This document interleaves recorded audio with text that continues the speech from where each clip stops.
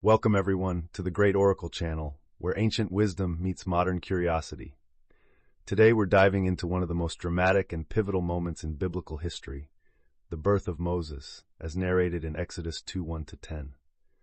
This story sets the stage for the liberation of the Israelites from Egyptian bondage and introduces us to one of the most iconic figures in the entire biblical narrative, Moses. Imagine yourselves in ancient Egypt, a world where the Israelites are enslaved under the brutal regime of Pharaoh. The Israelites, descendants of Abraham, Isaac, and Jacob, are multiplying rapidly, which alarms the Pharaoh. In his paranoid state, he issues a chilling decree. All newborn Hebrew boys must be thrown into the Nile River to drown. It's here that we see the cruel hand of oppression wielded with terrifying force, against which hope must stand firm. Now let's delve into the text, starting with Exodus 2:1. And a man of the house of Levi went and took as wife a daughter of Levi. From the very beginning, we see individuals making choices that defy their dire circumstances. This man and woman are from the tribe of Levi, the tribe destined to become the priestly class of Israel, underscoring the divinely orchestrated plan yet to unfold. In verse 2, so the woman conceived and bore a son. And when she saw that he was a beautiful child, she hid him 3 months. Here, we witness the universal love a mother holds for her child. Despite the Pharaoh's edict, Moses' mother, driven by love and instinct, decides to hide her newborn son. This 3-month period where she manages to keep Moses a secret is filled with tension and risk. Imagine a mother's constant fear, knowing that every cry, every sound could spell doom for her child. Verse 3 adds more intrigue. But when she could no longer hide him, she took an ark of bulrushes for him, daubed it with asphalt and pitch, put the child in it, and laid it in the reeds by the river's bank. This small basket, often referred to as an ark, is laden with symbolic meaning. It mirrors Noah's ark, another vessel of salvation, thus linking Moses' destiny with themes of rescue and divine deliverance.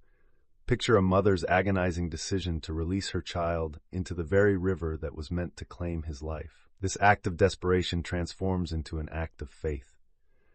Verse 4 continues, and his sister stood afar off to know what would be done to him. Moses' sister, traditionally understood to be Miriam, watches over her brother.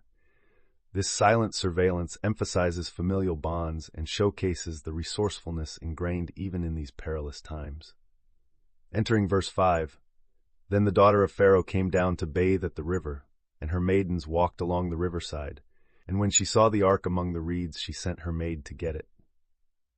Pharaoh's daughter, an unlikely heroine, unwittingly becomes a key player in God's plan. Imagine the tension as she discovers this basket among the reeds, unaware that it contains a child who would change history. With verse 6 we encounter a pivotal moment, and when she had opened it, she saw the child, and behold, the baby wept. So she had compassion on him, and said, this is one of the Hebrews, children.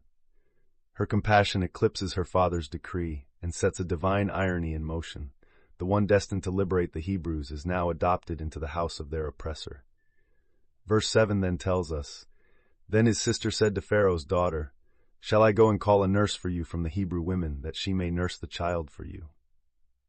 Miriam's quick thinking and courage must be admired. Her instinctive response ensures that Moses not only survives, but also remains connected to his Hebrew roots. In verse 8 we read, and Pharaoh's daughter said to her, go. So the maiden went and called the child's mother.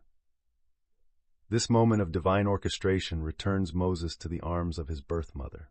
It's a heartwarming twist that speaks to the subtle yet powerful ways in which God operates within human affairs. We come to verse 9. Then Pharaoh's daughter said to her, take this child away and nurse him for me, and I will give you your wages. So the woman took the child and nursed him. Not only is Moses returned to his mother, but she is also compensated for nursing her own son. Here we see the subversive justice of God, rewarding the oppressed in the very household of the oppressor. Finally, in verse 10, and the child grew, and she brought him to Pharaoh's daughter, and he became her son. So she called his name Moses, saying, because I drew him out of the water. The name Moses itself, meaning drawn out, encapsulates his destiny. He was drawn out of the water. He would later draw his people out of Egypt. This narrative is more than a tale of survival.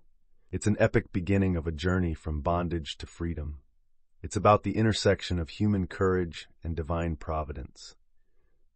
Moses' story reminds us that within each of us lies the potential for greatness, often realized through the most unlikely and challenging circumstances. Stay tuned for the next episode, where we continue to explore the life and mission of Moses, who emerges from these humble and perilous beginnings to become one of the greatest leaders in biblical history. So, if you ever feel like you're drifting down your own figurative Nile River, remember, you could be on the verge of something extraordinary. Thank you for watching, and be sure to like, comment, and subscribe to the Great Oracle channel for more compelling and insightful explorations of the Bible. Until next time, keep seeking, keep questioning, and keep the faith.